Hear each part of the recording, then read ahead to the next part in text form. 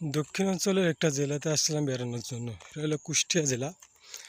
দেখেন এটা শুধু মাঠ আর মাঠ। এগুলো হলো ভুট্টো ক্ষেত, ভুট্টো।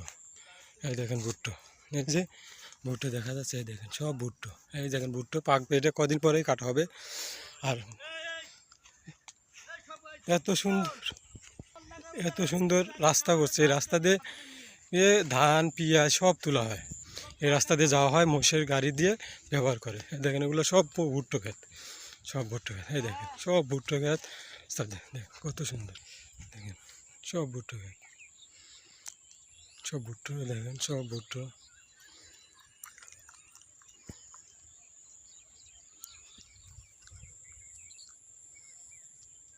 কত সুন্দর।